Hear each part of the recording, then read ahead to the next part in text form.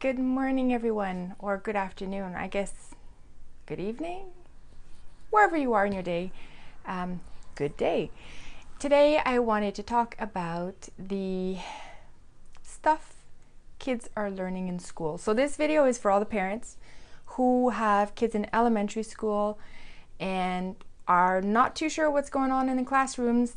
Well, I have the inside scoop because my kids are telling me everything. So I'm very lucky to have a very good relationship with my kids, and they talk to me a lot. We have dinner every night, and they tell me what they've learned in school, and it gives me an opportunity to counteract some of the things that they're taught, because I am noticing a lot of injections into school that really shouldn't be. So it's a bit of a warning video to all the parents out there that what you learned in school when you were a kid is not what your kids are learning in school today. So here goes. I have a list, and it's only top three. Sorry, three. I haven't made it very long. I've grouped everything that I've learned throughout the last few years into 3 different categories, and a lot of things will fit in those categories depending on which school your kid goes to. So here goes. The first one is speech control, and I find that one is very alarming because it's almost like a 1984 Big Brother type of speech control. Now, there was Bill C-16 in Canada that last year they were fighting against. That's the one that Dr. Jordan Peterson got really famous on, because he doesn't have a problem calling people what they want to be called, but he has a problem with a law compelling his speech. So that's what his whole thing is. And now the speech compelling is actually happening in the schools. And this is against kids that have really no way of defending themselves. I mean, they're too young. They can't formulate an argument to refute that. So anyways, here are some examples of the speech control that your kids may or may not be exposed to. There might be somewhere out there. Let me know if there are.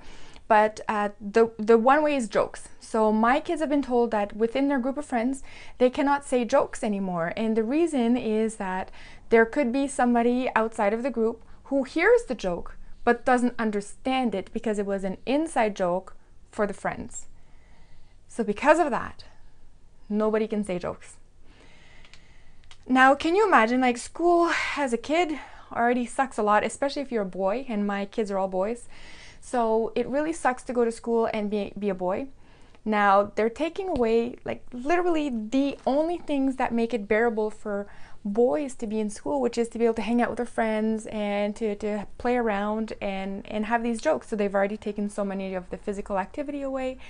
And anyways, the joke thing is so sad, because I don't know what they're trying to protect kids against. I mean, so what? You hear a joke you don't understand? Whatever, right? Like, move on. Doesn't matter. The obsession with the school to make sure that everybody is participating in everything and everybody understands everything has brought them to the point of speech control to control what kids say. I don't know what they think is going to happen if a kid hears a joke he doesn't understand because he wasn't part of the in-group that came up with that joke. Like, maybe I don't know, maybe the teachers have seen, like, ears fall off. Maybe the kids go around and their hearts stop beating and they drop dead, and it's so detrimental to them that they have to control the speech. Or maybe it's like some kind of a Soviet style, like, injection in there for subversion and ideological subversion. So anyways, that was one of the examples. Another example they're controlling their speech is they are banning certain words. So here we go. Crazy. You can't say the word crazy at my kid's school. So if I were to go in and go, oh my God, I had a crazy day or a crazy night or whatever, that would be an offense in the kid's school, because their whole thinking or thought process behind this is that if you say the word crazy, it could be offensive to people who are crazy. So there you go. The second, so I'll move on to the second. There's a lot more that's part of the speech control, but I just gave you 2 of the bigger examples that my kids reported on this year. The second part of this video is the push for the political agenda. So there are many agendas floating around right now, extreme left agenda items that are going around and now that are being taught in school. So the gender theory is one of them, gender ideology, which is boys can be girls, girls can be boys, biology, binary, it's all garbage, we have to throw it out, And now we have to adopt this new way of thinking that is not based on anything other than feelings, that a boy can be a girl can be a boy. And also there's more than 72 genders now. So there you go. You can pretty much be whatever you want. Now, I'm really glad to see the reaction of certain of the kids to this kind of thought control or mind control.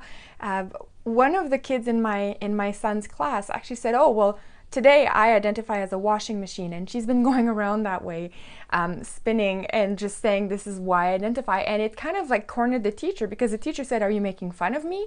And the kid responded no with a straight face, but in fact she was.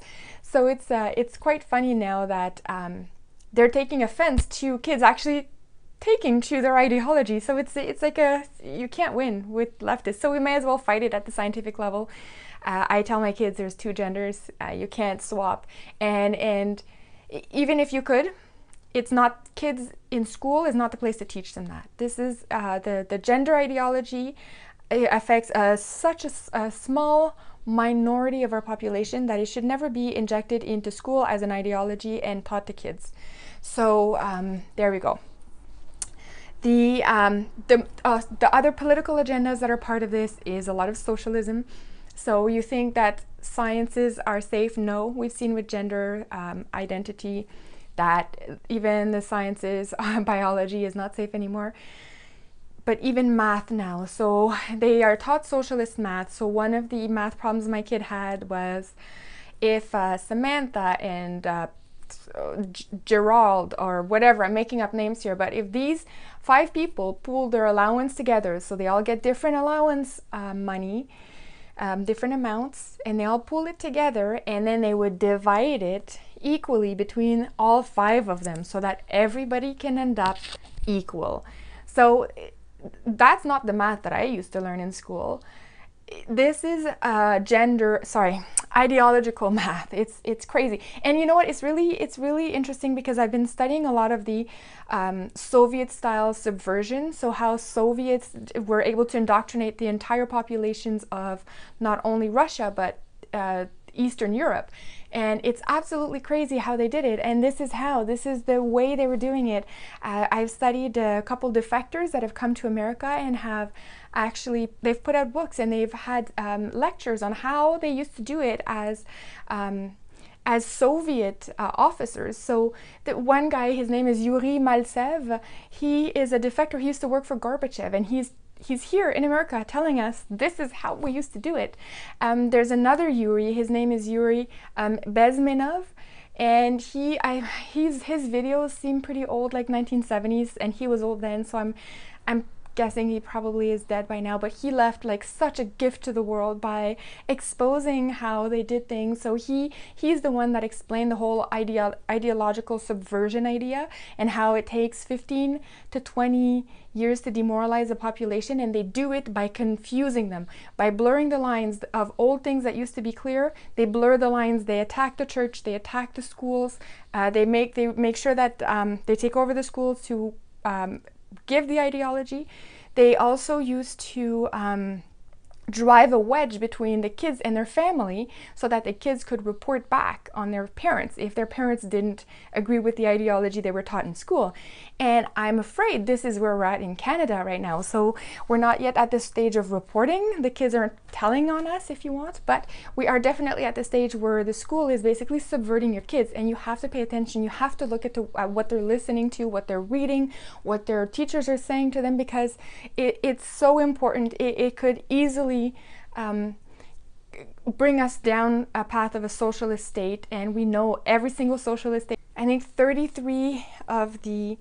there's been 33 states or countries that have tried socialism, and every single one of them has failed. So the idea that you want to bring socialism to America or socialism to Canada is completely unacceptable at this point. We don't need more proof that it just doesn't work. So there you go. That was the second point, the push of the political agenda. And the third one, which seems kind of silly when you think about it, because you're like, well, everybody has that, but it's gone to an extreme. So this one is how everybody is considered a winner. So they're saying everybody's a winner no matter what.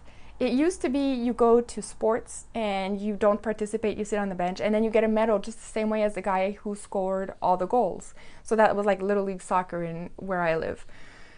Now they've taken it to like, it's like everybody's a winner, like on steroids. This is crazy. It doesn't matter what you do, you're all equal, you're all winners. There's no capacity for anybody to be a loser at any point. And that's a very dangerous way to enter the world after school, because it's not like that. Even there's always going to be losers. If you have a race, there has to be a loser. If you have an election, you have to be a loser. If there's the Olympics, there has to be a loser. Like, there's always going to be losers, and you have to just learn how to lose with grace. That's the only thing. That's what they should be teaching in school. Not everybody's a winner. So anyways, watch out for that one, because your kids are thinking they're super great. It's because they're being told all the time how great they are and how everybody's a winner and nobody can possibly lose. So there you have it. Very dangerous steering towards socialist ideology. And I'm trying to sound the alarm bell.